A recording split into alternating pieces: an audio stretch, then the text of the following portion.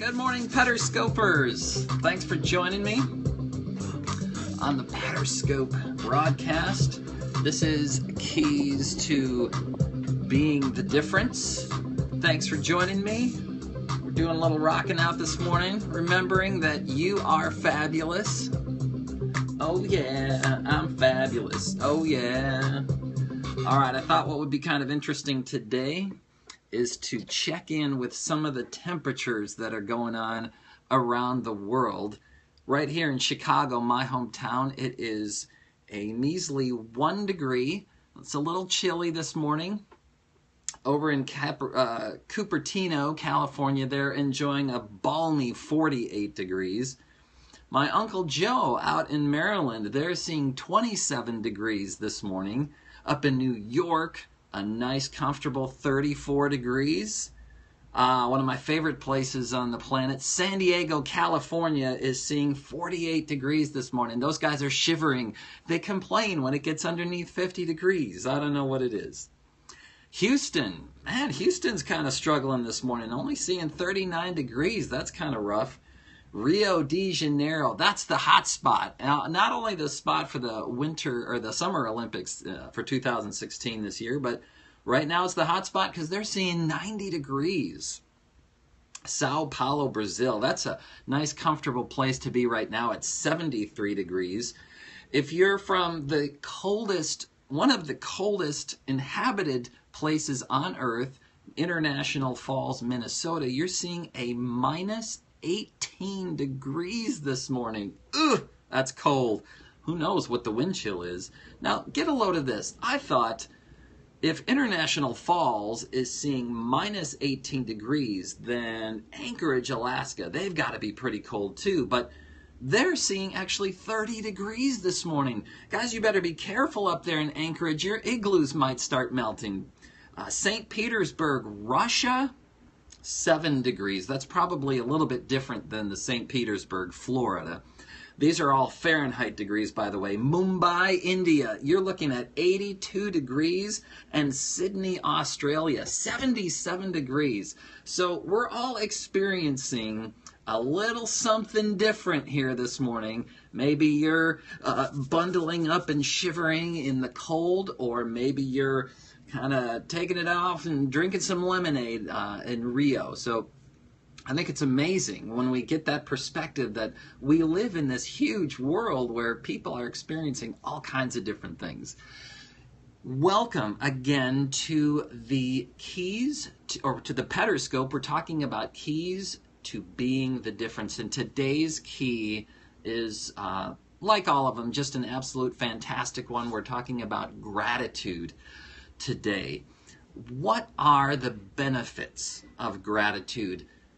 Gratitude gets you into an energy that is pleasing and humble.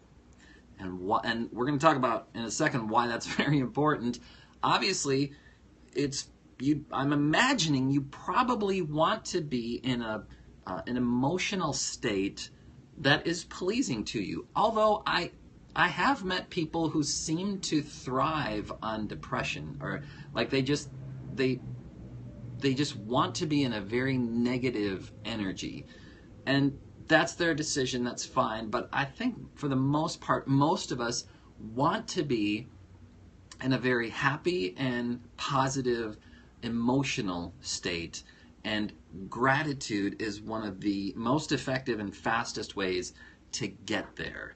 Not only does it get you in this energetic, positive state, but also a very humble state, because you realize, like, for example, if you're in a nice, comfortable climate, like one of the ones I mentioned, and you realize, wow, somebody else is experiencing minus 17 degrees, ooh, okay, I guess I'm a little bit more grateful for what I have then.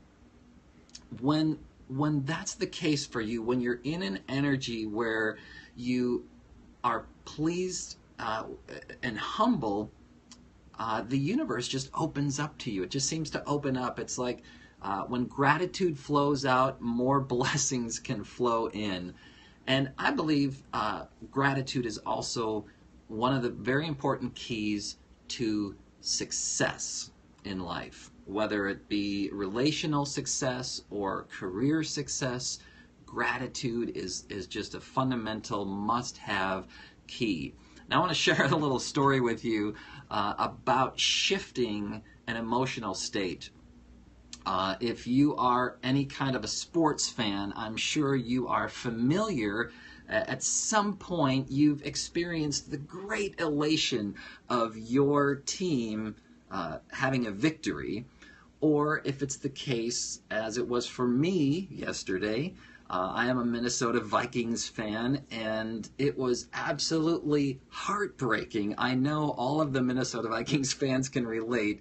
It was gut-wrenching, heartbreaking to see Blair Walsh miss a very, very easy field goal that would have given them the win for that game, and yet they lost, and now they're out of the playoffs. And that put me in a very, very negative emotional state. As you can imagine, you could probably relate. If you're not a Vikings fan, you're maybe a Bears fan if you're from Chicago, and you can understand, you can relate to being disappointed and getting into an emotional state that is not pleasing. What I did, what I had the opportunity to do, and what I did at that point was I just had to take stock of some things that I was grateful for. I thought, man, you know, I'm grateful that I was able to watch this game with my wife. I'm grateful that I was able to watch this game on an HD TV. It was only recently that I got an HD TV, so this was like one of the first seasons that I could actually see the entire score on my television screen. Before that, it had been cut off. So I just started thinking about all these different things that I was grateful for, and it helped get me into at least a little bit better emotional state. Sometimes gratitude, it'll just move you from a very negative state to at least a neutral state. So if you can at least get there, if you can get out of the doldrums because of gratitude, great. So how do we get this gratitude? Well, for me, one of the most effective keys has just been to practice it regularly. And what I do is I have a list of things that I'm grateful for. I call it my Master of Gratitude list. And this is actually a goal of mine, a vision of mine, is to become a master at gratitude. So every morning I read through it's thank you for this, thank you for this, thank you for this. And it's a long list, and it's amazing just the shift that I feel every morning. It's such a positive and incredibly powerful way to start out a morning. So you can have a list that's already written out, or you can make up a new list. I think sometimes it's incredibly powerful just to pull out a notebook, get a pen, and just jot down 5 to 10 things that you're grateful for. This is another habit that I've done. At the end of the day, I have a journal, and I just look back at the day, and I think it's a great and powerful way to end the day, to just recap. Like, oh yeah, I forgot, and it's amazing. Like all of a sudden, you start remembering all these things. It's like, oh yeah, this incredible thing happened today, and oh yeah, I'm so thankful that this happened today. So having a pre-written list and also writing out a fresh list are great ways to get the gratitude juices flowing. All right. Now, here's a very, very, very powerful thing that I've also noticed, and that is you can practice gratitude for things that maybe have not yet happened yet. And this is kind of like a faith thing. Oftentimes, I'll say, for example, if I lose my keys, I will say, thank you for helping me find my keys. You can be thankful, my list that I have that I recite every morning of things that I'm grateful for, some of the things on that list are things that I have not yet received, or states that have not quite yet happened. So giving thanks for things that haven't quite happened yet is another very powerful tool to be in gratitude. So how is gratitude a key to being the difference? I'm glad you asked. ingratitude, or the opposite of gratitude, which often shows up as complaining, really just repels people. It repels people, or it attracts negative people, which are the people that you probably don't want to be around. You don't want to be in that energy. And you've probably experienced it. I think, unfortunately, for a lot of us, our sort of default mode is to complain, is to not be in gratitude. It's like if we don't put in the effort, we're not going to just be grateful by default. We're going to complain and kind of try to find the negative things. And since there's so much of that going on, if you focus on being grateful and have just an overflowing gratitude about you, then you're going to stand out. You're just going to be different. You're going to walk into your job and you're going to find that most people are complaining, especially on Monday morning if it's really cold. It's like, oh, I got to go to work. Oh, it's so cold out. Oh, and instead of like, well, at least I have a job to go to. I'm making a living. And you know what? If you probably have clothes to wear that keep you warm, and you may have passed people that are homeless and that don't have a home and that are not properly and adequately dressed and prepared for the cold. So just being grateful in and of itself, you're just going to stand out and be different. So, trust me, you will stand out. So here's a couple of practical things. I've kind of talked about them.